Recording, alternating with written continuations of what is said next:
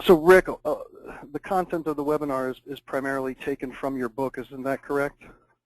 Yes, really we're going over a couple of chapters, really chapters 11 and 12, predominantly out of the book. Those are the two chapters that really apply specifically to, interviewing franchisees. Sure. And on a scale of 1 to 10, how important would you say those calls with franchise owners are? Oh, wow. Yeah, I think it's probably the most important part of the entire due diligence. All the parts are important, so it's hard to put them against each other, but if you have to forego any part, this is the part you would not want to forego. It's talking to franchisees. Great. Well, I think we've given ample time. It looks as though the flow of attendees has gotten to a certain point. So I want to welcome everyone and begin today's webinar, a guide to the franchisee interview.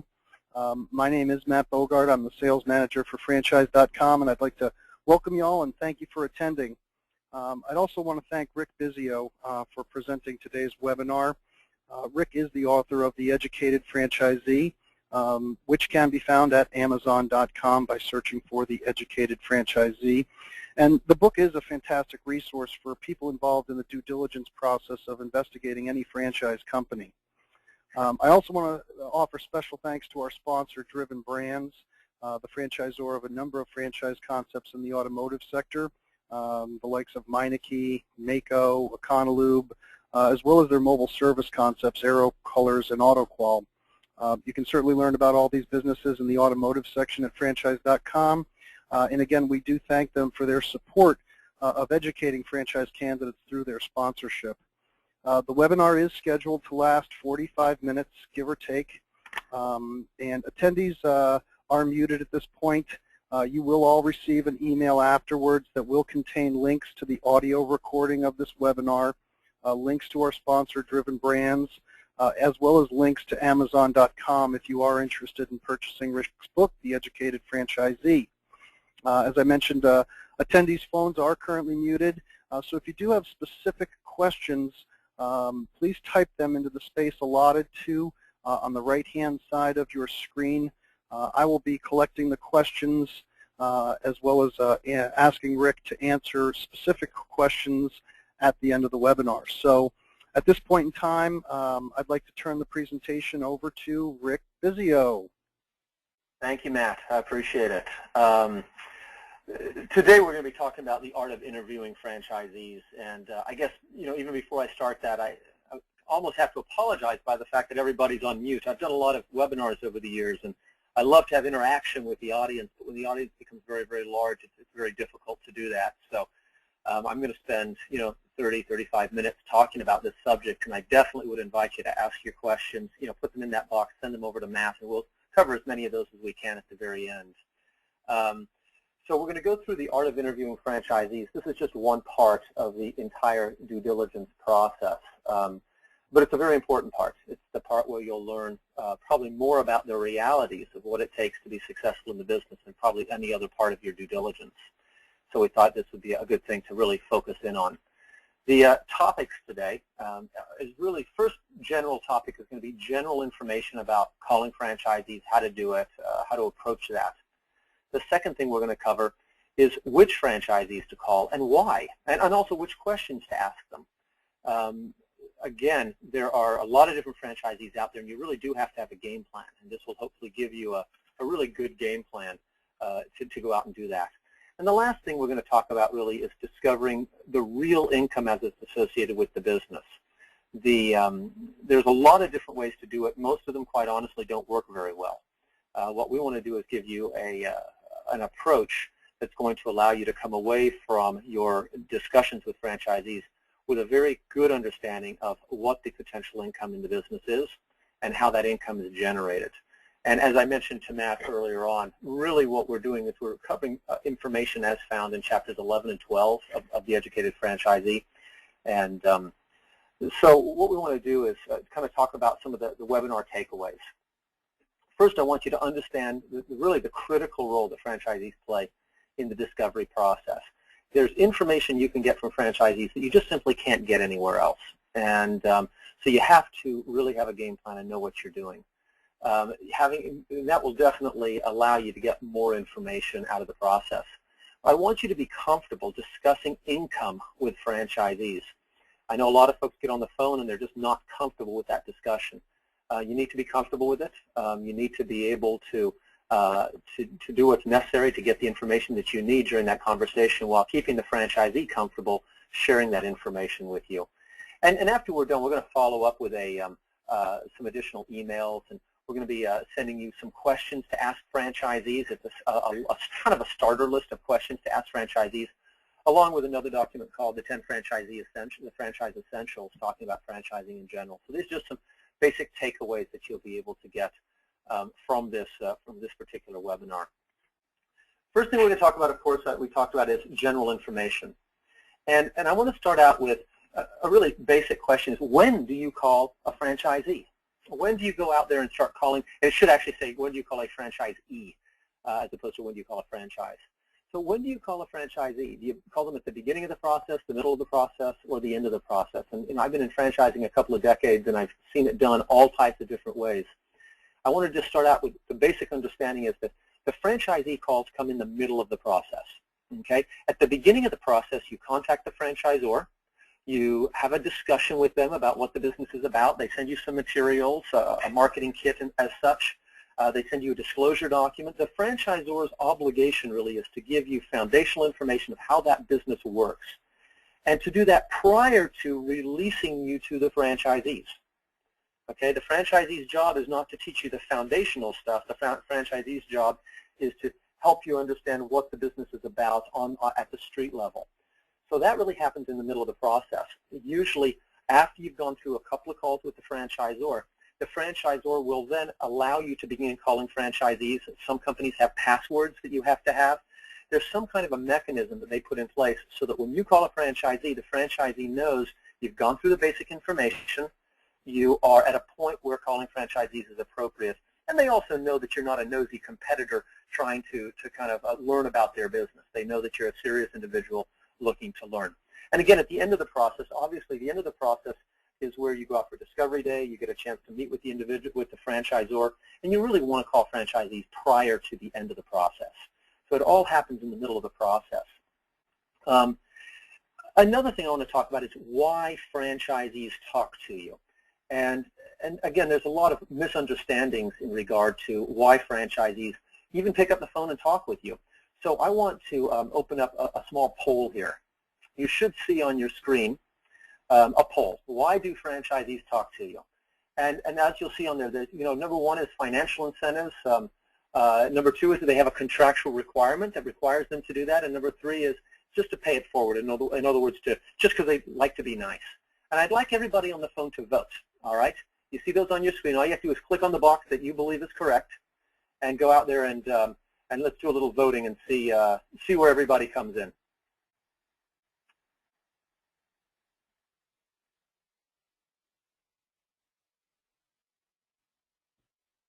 I'm going to give you all about probably 10 more seconds. We've got almost 3/4 of everybody voted already, so got about 10 more seconds, and then we will close the poll out. 5, 4, 3, 2, 1. All right, I'm going to hit close here. And I'll show you what the results were. And interestingly, the majority of people got it right, okay? But for those of you who didn't, let's just talk just for a moment. As far as a financial incentive, does the franchisee receive a financial incentive to talk to you? And the answer is no, all right? If they do, then they are no longer by definition a franchisee. They are now an agent of the franchisor, and they really fall under a whole different set of rules and are very restricted in what they can tell you. So they do not receive financial information. As far as contractual requirement, in 2 decades, I have never seen a contract that requires franchisees to speak with prospective franchisees. Does it exist somewhere? Maybe, but I doubt it. Usually that is not a contractual requirement. The only reason franchisees talk to you is because they want to pay it forward. It's because somebody talked to them, so they want to spend some time and talk to you and be nice, basically. It's just a way of doing that. And so I'm going to hide that. We'll go back to the presentation. And so that's why franchisees talk to you, because they just want to really kind of just be nice. if you want to contact a franchisee, do you call them, do you email them, or do you just let the franchisor connect you? And the answer is all of the above on that one, okay? It's all of the above. I suggest first calling them. If you end up in voicemail, email them. If you don't hear from them in a day or two, call them again and email them again, and if that doesn't work, get the franchisor to connect you. You might have to be a squeaky wheel, okay? But it is something that you definitely have to use various techniques because different franchisees will respond to different approaches, all righty? And the last thing is I want to just say is play nice. And I want to just take a slide and talk a little bit about that. Why is it important to play nice? And you know, a lot of times when people get into a due diligence, they look at it almost as an adversarial type of thing where they want to learn everything they can with the assumption that everyone's trying to hide information from them. And so they become very aggressive with their questioning and challenging with their questioning. And that really doesn't work very well, especially with franchisees. It's very important to play nice. And here's a couple of basic reasons why, okay? First, in regard to the reasons why, if I can get this to go, yeah. Franchisees will tell you more if they like you. That's a pretty simple statement, but if they like you, they'll spend more time with you. They'll tell you more information, so you want them to like you. Second thing is, and a lot of people don't realize this, is that a lot of quality franchise systems ask their franchisees to report back to the franchisor after the conversation. So you're going to ask them a bunch of questions, and then they're going to send an email or call the franchisor and say, hey, I just spoke with that gentleman that you said was going to call me, and I just want to let you know that I think he'd be a really good match to our system. Or the alternative, I spoke with him and didn't really like the guy. I don't think he'd be a good match. If you get a lot of negative feedback, if the franchisees keep calling the franchisor and say, you know, I don't like the attitude of this guy or gal, well, the franchisor is very likely going to not be particularly excited about moving forward and probably not offer a franchise. So they can actually have an impact on your ability to become a franchisee. Obviously, being nice is just the right thing to do, but there's also another reason, and that is that it's the franchise value proposition. If you look at the total franchise value proposition, it's like a four-legged stool, okay? And this value proposition has some various pieces. It has training and support, which we're all very aware of. It has infrastructural support, which is the all of the back-end operating systems and training systems, the CRM systems, all the various things that franchisors do for a long period of time to help franchisees and make that business work better. You know, there's resale value, which is, of course, an important part of the value stool that they probably can do an entire webinar just on that topic. But the fourth part, the fourth leg of that stool is your fellow franchisees. When you speak with franchisees during your due diligence process, keep in mind that if you become a franchisee at some point in the future, these could become your future friends. These are people who will add value to you, who will share their experiences with you long into your franchise relationship. And your ability to speak with other franchisees on a regular basis long term is a very important part of that total value proposition. So start the relationship with your franchisee calls, okay? That's general information about calling franchisees. I'm going to talk a little bit about which franchisees to call and why, all right? And again, this is giving you a game plan, a strategy to allow you to really go out there and figure out who do I call, why do I call them, what questions, and in which order. The first type of franchisee you really want to call is the biggest, the best, or the leader. This is really any franchisee in the system who's doing it right, following the system, is respected as somebody who's a leader within the system. These are the people you want to talk to first. And there's a very simple reason for that. If you call those people who are the leaders and the people who are respected in the system, and you learn a little bit about what they're doing and how they're doing it, and that's not satisfactory to you, well, you can pretty much short-circuit the process right there. Because if they're not achieving or what you want to achieve, or they're not the kind of people that you want to be associated with, then there's really no reason to move forward. You want to know what success looks like, and if you can achieve that success, you know what's it going to mean to you. So that's the first type of person to talk to. Now, when you talk to those individuals, the question is, what kind of questions do you ask them? And the questions you ask them have to do with scale. It has to do with evolution. It has to do with how the franchise has changed, how the market has changed, how much time they spend in their business, how many employees they have. There's all these questions you can ask because they've got a wonderful perspective, right? But there's one type of question that really doesn't make a lot of sense. And that's questions, actually two questions in regard to training and questions in regard to support, okay? The older franchisees went to training a long time ago. And quite frankly, they've probably forgotten what training is about. And even if they remember, it's probably changed. So asking an older, more mature franchisee about training and support is really a waste of a question in many cases, okay? The next kind of franchisee, after you've spoken with one or two of these people, the next kind of franchisee is new franchisees. And this is really the opposite. This is where you can't really, a new franchisee is 3 to 6 months out of the gate, all right? That's the toughest time of any business owner, and they're really out there trying to figure out what to do and struggling and working hard at it. So you can't really talk to them about evolution and all that kind of stuff, but what you can absolutely talk to them about is training and support. The training and support they have received is going to be very, very similar to the training and support you will receive. And so those are great questions for new franchisee. What's it like to come out of the gate today? Training, support, getting the business open, all that sort of thing. Very important. New franchisees can help you with those questions. After you've spoken with the biggest, the best, and some of the newer ones, the next kind of franchisee that I always suggest is franchisees similar to you. Now let's just imagine, for the sake of discussion, you could find a franchisee who was identical to you. I'm talking an identical twin, somebody who's had all the same life experiences as you, all the same skill sets, everything else exactly the same. But they had gotten into the franchise a year before you. Well, that would be a great person to talk to because they are probably going to reflect what it is that your experience will be. Well, if you can find a franchisee in the system who's similar to you, as similar as possible, that franchisee is going to add really good value to your due diligence. They're going to see the world the same way you do. When you ask them questions, they're going to really give you a lot of very insightful information. So finding franchisees who are similar to you is an important part of the process also. So now you've got 3 different types of franchisees. You've made 1 or 2 calls to each one of these. The next kind of franchisee you might want to call is what I call poor performers. These are ones who are not doing well, okay? It's perfectly acceptable to ask the franchisor to introduce you to a couple of people who are struggling, all right? You don't want to talk to these people first. If you talk to the strugglers first, you'll have no idea why they're struggling. You won't know the information you need. You won't know what the training is about. You don't know what the support is about. You don't know what the operation is about. So you don't know what it means to be successful. Therefore, when you talk to a poor performer, you won't know how to interpret it, okay?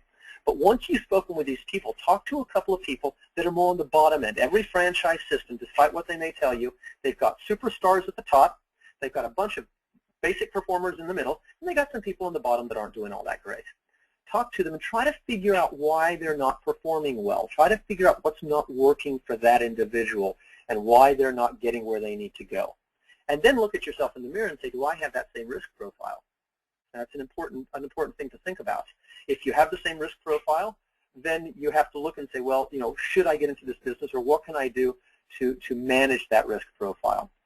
And you can learn a lot about what not to do sometimes just simply by calling a couple of poor performers.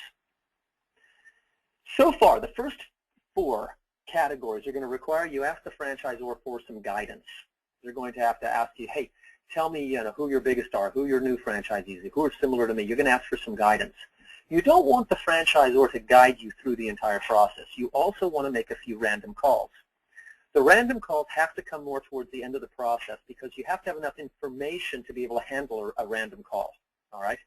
Now, just so that you know, and there's a thing called an FDD, a franchise disclosure document. Again, probably a subject of a different discussion, but a franchise disclosure document has a lot of information, including the name, address, and phone number of every franchisee in the system.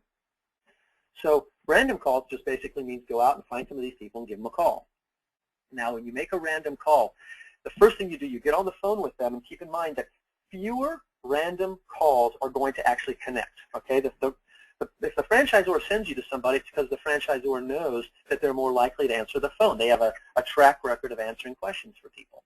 Well, if you do random calls, you're going to run into more people that just don't feel like it's their obligation to talk to you. But if you pick up the phone, they answer and say, we have a moment to speak. They say yes. Well, the first question you need to ask them is a very simple question.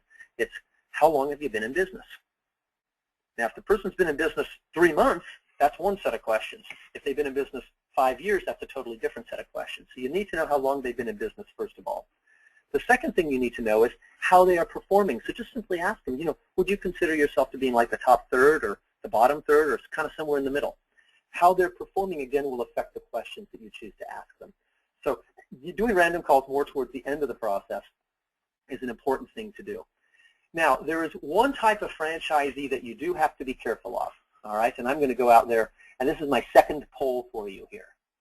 Let me see if I can get that thing. You need to be careful of which type of franchise. Okay, so you got a second poll up in front of you there. You need to be careful of which type of franchise. Alternative 1 is a local or neighboring franchisee. Alternative 2 is franchisees that have left the system. Alternative 3 is the number 1 franchisee in the system. And number 4 is unhappy franchisees. Which one is the one to be that you most have to be careful of?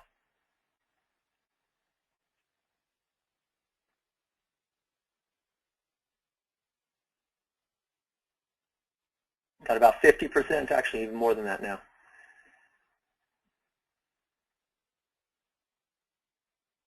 Okay, I'm going to give it about 5 more seconds.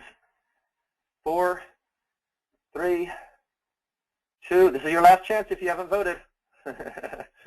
All right, I'm going to go ahead and close it, and I will show you the answers. All right. And again, kind of kudos to you. The majority of people actually got this right, okay? And that is that it's your local or neighboring franchisees, okay? The unhappy franchisees, again, those are people who might not be performing well. It's not necessarily bad to talk to them. You just have to kind of put it in context. But in regard to the local or neighboring franchisees, that's the one to be most careful of. Here's the reality, is that the reason we talk to franchisees is because we want unbiased information, right? We could talk to the franchisor and ask them all the questions. They could give us the answer, and we could move on with that. But we talk to franchisees because we want unbiased information. Now, if you talk to the franchisee down the road and say, hey, I'm looking at opening up a franchise here down the road from you, there is a chance that they will be biased. They may feel that by you opening that business, that you will be affecting their business in a positive way or a negative way. But there is the potential that they could feel that way. And therefore, there's the potential that they could be biased. But there's also a second reason, and that is when the local franchisee finds out you're looking at that territory, occasionally what happens is that they will go out and actually buy the territory. Once they know the territory is in play, they may call the franchisor and say, hey, that territory down the road, I'd like to buy it.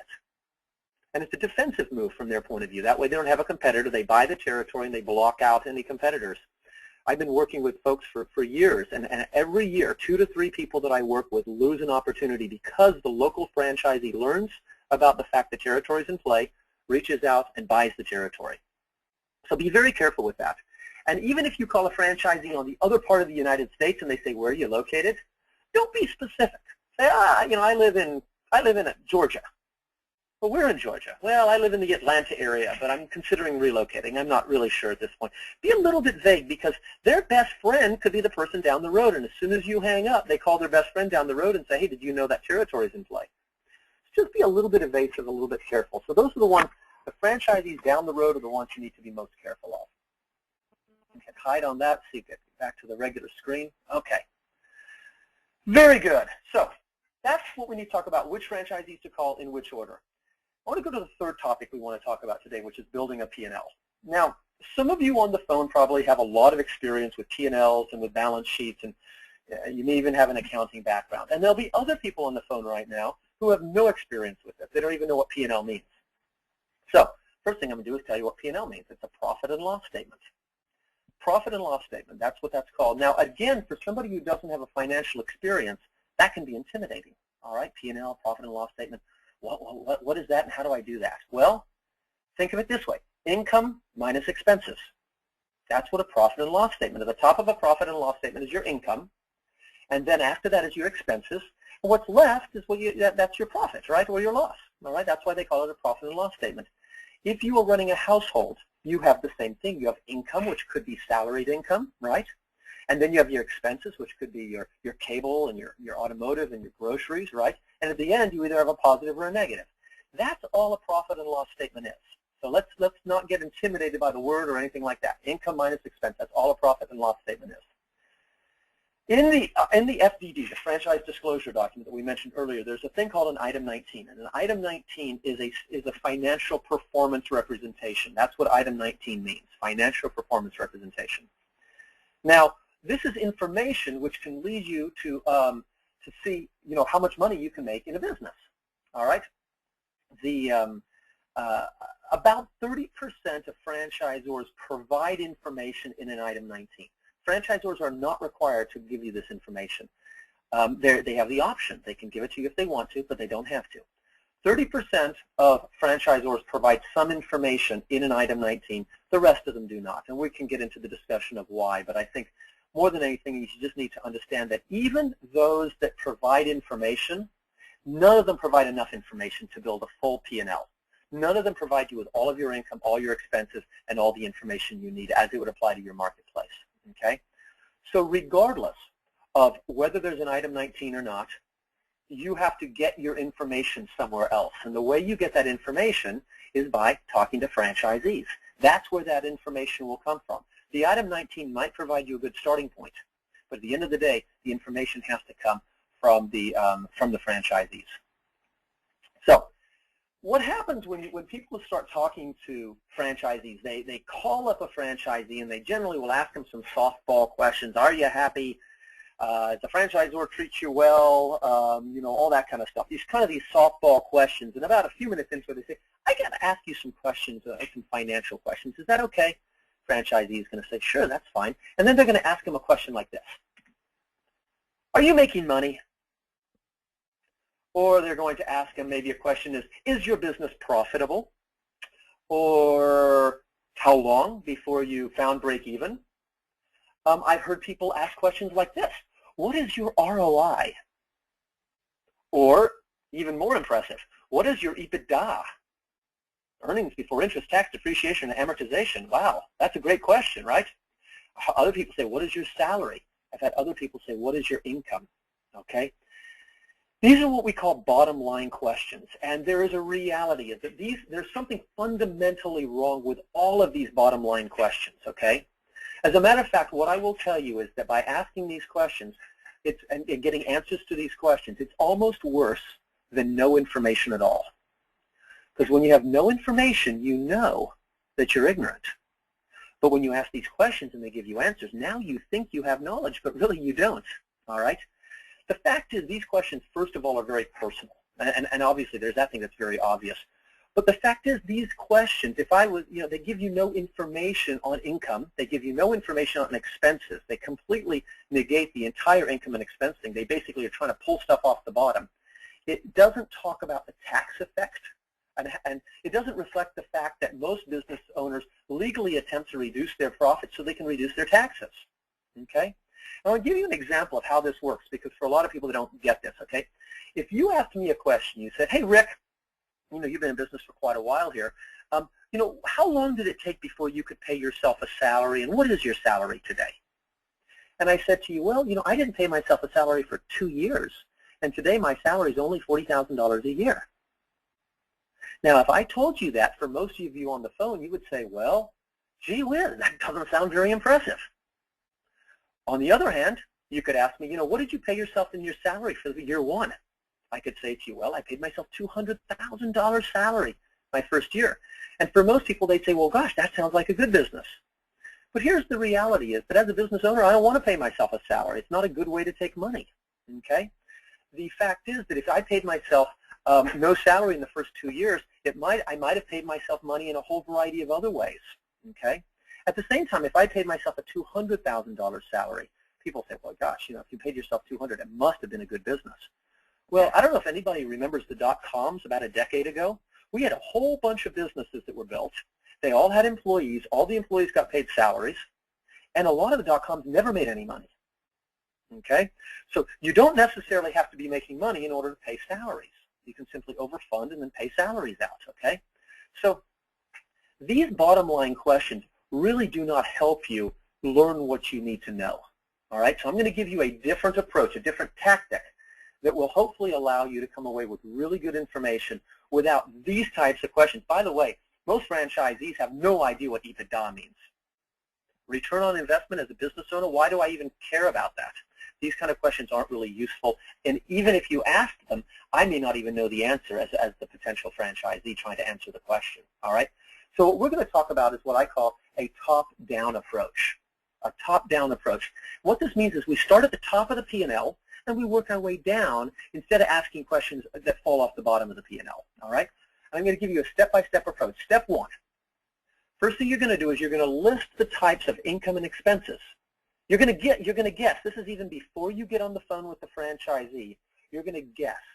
You're going to say, okay, on the top we've got sales, and then my expenses. I'm going to have labor expense. I'm going to have marketing expense. I'm going to have materials. I'm going to have some automotive, some marketing, some insurance. Okay, you could probably guess 75% of the expense categories right off the top of your head because they're just logical, right? You're going to guess. So that's your first step. Then you've got this tentative list in front of you. Step two, you're on the phone with the franchisee and you say, I'd like to talk to you a little bit about income and expenses and that sort of thing. Could you talk to me about that? The franchisee is going to say, sure, what are your questions? First question you ask the franchisee is, do I have all of the categories? You're going to say, listen, I know the income on the top, I believe that's income of sales. Now, what are your expenses? I think we have labor costs, right? And we have this. Go through your expenses and see if you've missed any. Franchisee may not know what their EBITDA is, but they know what their expenses are for a very good reason, and that is that they pay the bills. They pay the bills, they know what the expense categories are. So they can say to you, yeah, that's a good list, but you need to add this one and this one. All right?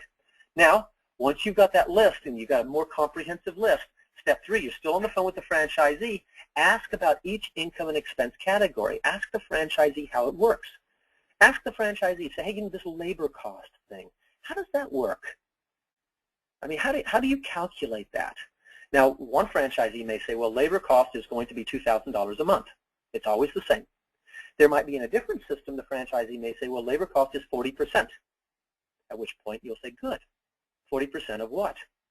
They say, well, 40% of gross sales. Say, oh, okay, so if I do $1,000, then it's $400 of labor cost. Is that correct? Franchisee's going to say yes. You're going to say, great, now you understand how labor works. Let's talk about marketing. Let's talk about insurance. Go through each one and just understand how they work, all right? Once you know how they work, you're going to have a good understanding of how that P&L works. Then you repeat this process with other franchisees. You talk to a second and a third and a fourth franchisee, and you keep asking these same questions because each franchisee is going to have slightly different numbers. It's going to give you a little variance that you can work with and understand what not just what the average is, but what the range is. And then once you've got all of this information together and you know what the gross sales are, because you're going to ask them, say, what are your gross sales? What do you expect your gross sales to be this year? Okay, $500,000. And then you know all your expenses, you know how they work. You can build a bit of a P&L or an income and expense sheet there. And then what you're going to do is you're going to take that income and expense sheet and you're going to send it to a couple of franchisees. Because when you finish talking to a franchisee, you're going to say, hey, listen, after I build this P&L, would you mind if I sent it over to you? You could just take a quick look and let me know if I'm on the right path. And the franchisee will probably say yes. So after you've got it put together, a week later or whatever it is, send it over to them in an email and say, could you take a quick look at this and make sure I'm on the right path? By taking these steps, what's going to happen is you're going to understand how the P&L works. You're going to be able to really understand the numbers in a far more comprehensive way. There's some specific benefits to this top-down approach, and I want to go through those benefits with you so you understand why this is such a more effective way of doing it. First of all, you're getting multiple sources of information. Okay, you're talking to multiple franchisees. So nobody can guide you one way or the other way because you'll have enough sources that you have averages. You're going to be able to compare and contrast, not just average the results, but compare different approaches. Some person may start with an employee right out of the gate. Somebody else may start without an employee. Well, how does that compare with these numbers? How do the numbers change when you make that kind of a business decision? It automatically eliminates the tax effect, all right? Automatically, the franchisee is never going to say to you, well, you have to include at least $5,000 a year of daycare expenses. They're never going to say you've got to buy a Humvee for your oldest son. They're not going to say these things because they know those are not real business expenses. So automatically, the tax effect is going to be moved to the side, and you're going to be able to focus on the actual real business. You're going to be able to determine the total owner benefit for any business. Owner benefit is the total amount of money that an owner is able to pull out of the business regardless of where, when, and how they pull it out. Whether they pull it out through pass-through expenses, whether they pull it out through a distribution or a dividend, whether they take it into retirement programs, whether they take it out as a salary, regardless of where they take it out, this approach will allow you to separate out owner benefits from actual real business expenses. And you will know what it takes to break even because all you have to do is put different numbers in at the top, and eventually you'll be able to figure out what the volume you need to break even. and you'll be able to customize your P&L, base your profit and loss statement, right? You'll be able to customize it based on what your personal business plan is. And more than anything else, it should give you the confidence that you know the numbers, all right? That you're confident that you know what you're talking about, you know what it's going to take to be successful, you know what volume you have to hit the various thresholds, and it should give you a certain level of confidence. So that's, talking about this top-down approach. There's some really significant benefits, and really nobody can mislead you when you use this approach because you're really cross-referencing a lot of this information as you go. So that's the third thing. It's building a P&L. Basic approach to do that will help you go through that. I'm going to recap real quick. General information we talked about. Motivations.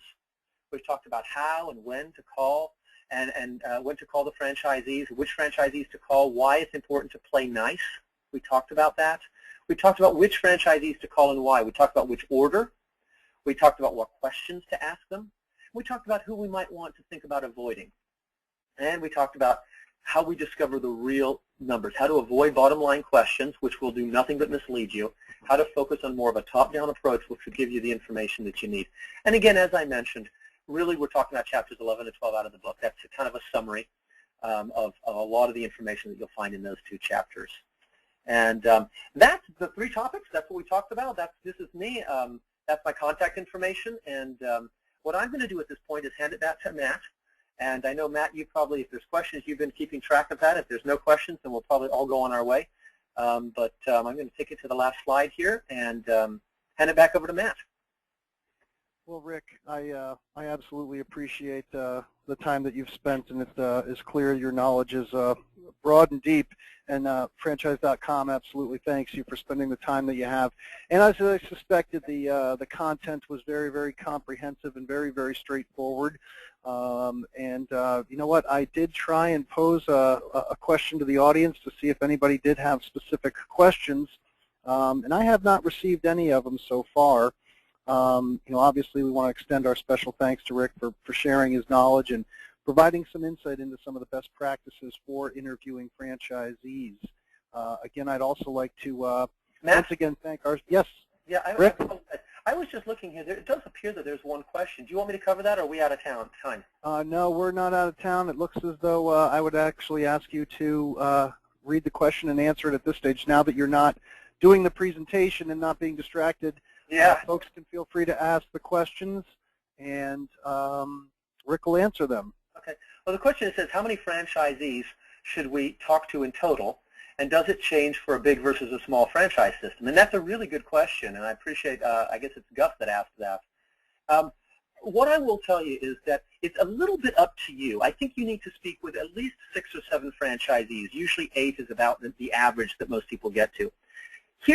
First of all, whether it's big or small, it doesn't really matter. I think that information is information, and you're going to need to speak with enough franchisees that you feel like you really understand the information that has been given to you.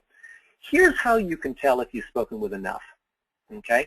You've spoken, let's say, 8 or 9 franchisees, and you pick up the phone and you talk to the 10th franchisee, and everything you hear, you've already heard once. In other words, you're not gaining any more information. It becomes more of a redundant exercise proving what you already know. And when that happens, you've talked to enough franchisees. But so long as you're learning more information during each call, and you're getting significant return on that investment of time, then you should keep calling franchisees. Like I said, I think that the average probably is around 7, 8, something in that neighborhood. I've worked with individuals that have done 25 calls. Very unusual to do that. But I have talked with some people that have done that.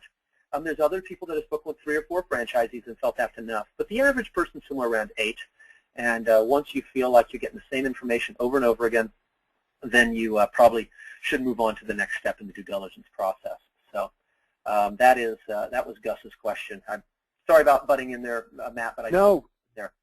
Absolutely, butt in at all. Are there any other questions that folks would like to type into the screen? For those that are looking for that section, it should be a window on the side, right-hand side of your screen, and you should be able to type questions in there. We do have a couple of additional moments here for those that would be interested. Looks like you got another question in there, Rick. Yeah, it says both of them are daycares. Let's see here. We are looking into two different franchises. One has more years of operation than the other, and the other seems to have more information regarding franchisee information, more information regarding franchisee information. Both of them are daycares. You know, interestingly, the information that franchisors share is fairly regulated. I mean, it's in the disclosure document, a lot of that information.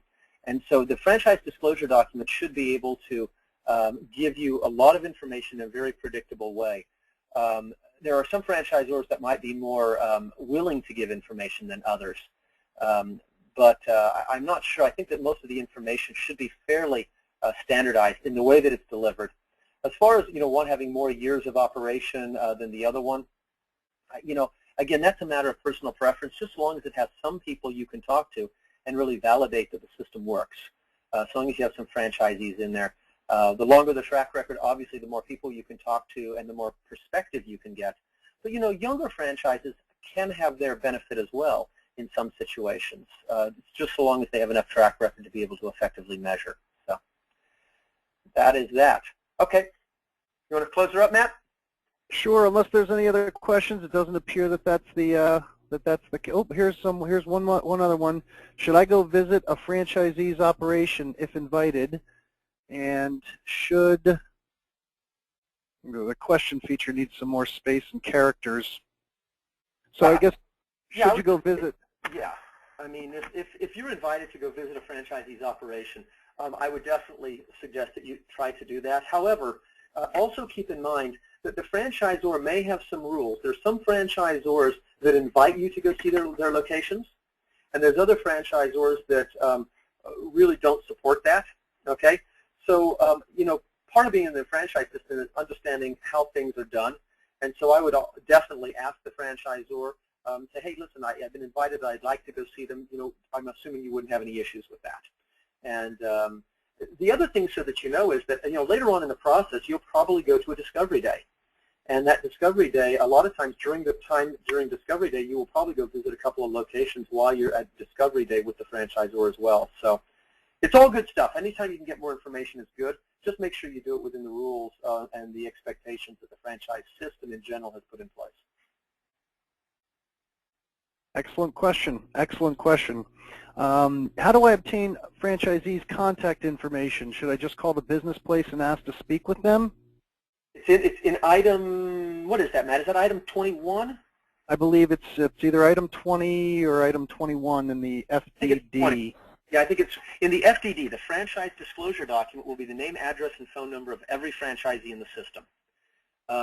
Now, the way you get an FDD, of course, is by approaching the franchisor, you know, proving yourself to be a viable candidate, somebody who has the capability and the interest and that sort of thing, and then they will give you the FDD, and then you'll have the name, address, and phone number of all of the franchisees in the entire system.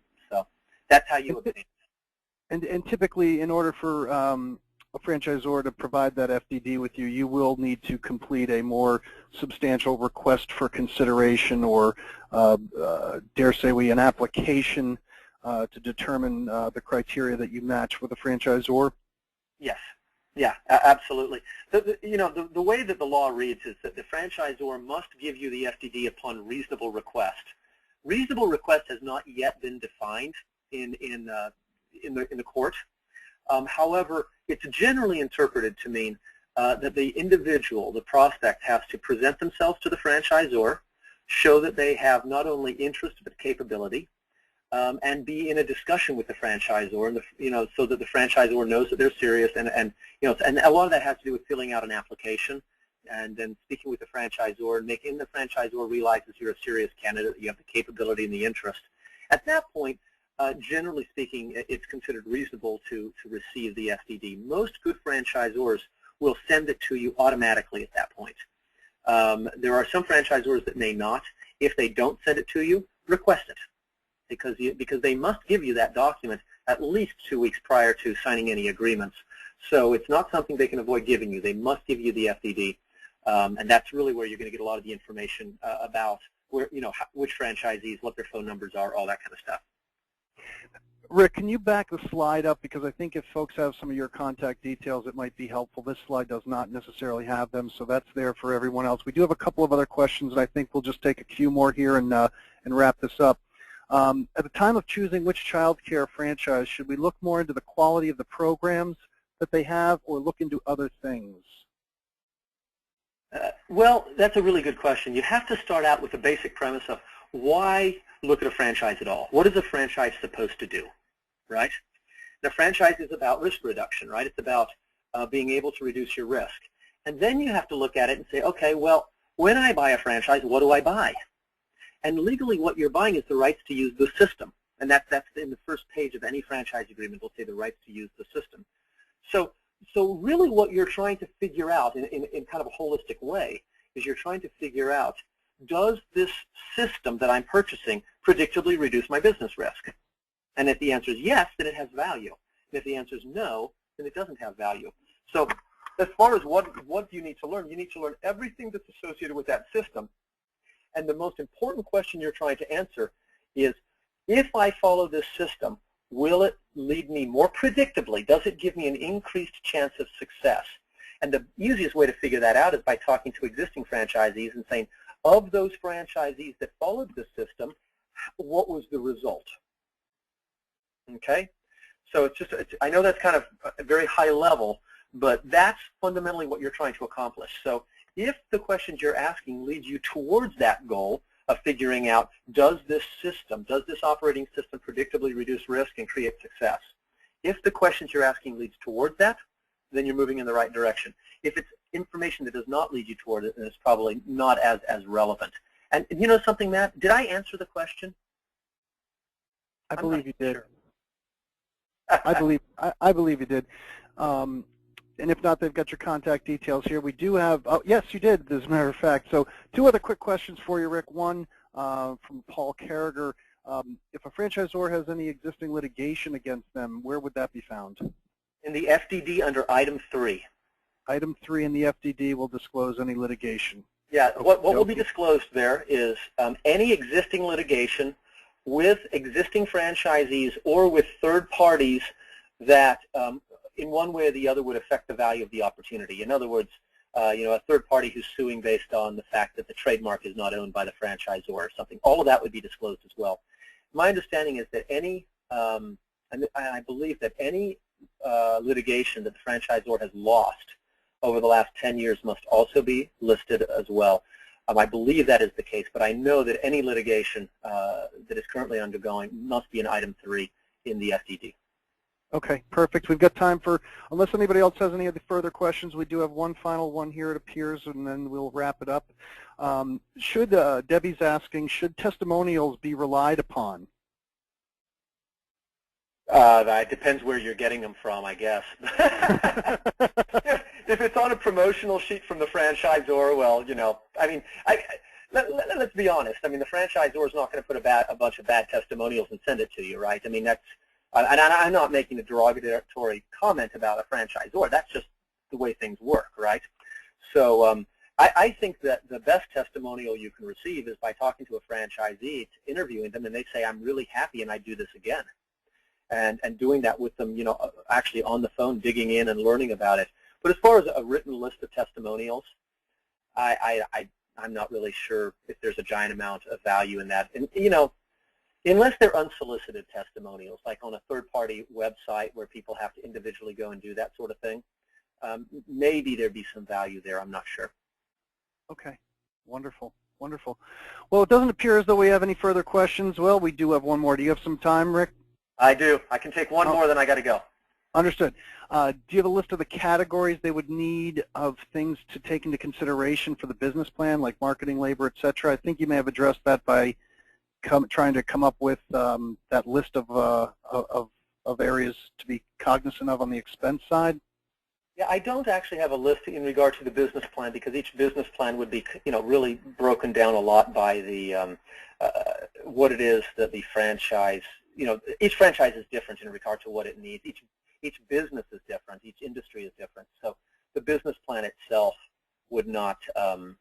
I wouldn't have one business plan that would necessarily fit everybody. But it is interesting. If you go onto Google and you put in template business plans or something like that into Google, my guess is you could run into a whole bunch of template business plans that you could use. I know that SCORE, through the U.S. Department of Commerce, has template business plans on their website. And as far as actually the P&L, what I was really listing there was a list of expense categories. And I don't have a comprehensive list of categories for every different business because, again, every business would be different. But what I will tell you is that 75% of the expenses are the same for every business. There's labor, there's material, there's marketing, there's insurance, there's going to be a royalty, there might be some vehicle costs, there's going to be telecommunications, there's going to be air conditioning, there's going to be utilities. I mean, it's going to be the same for most franchises, and you can just simply start with that and let the franchisees help you from there. That's brilliant. Well, Rick, again, I know your time is valuable, and Franchise.com absolutely thanks you for spending this hour with us.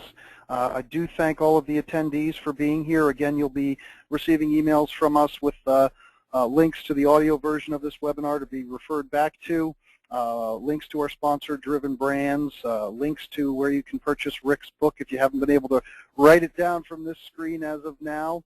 And again, we do wish everyone the best of success in finding the right franchise. And at that, we will conclude today's webinar. Thanks, Rick. Thank you very much. Thank you, everybody. Best of success. Take care. Okay, bye-bye. Bye-bye.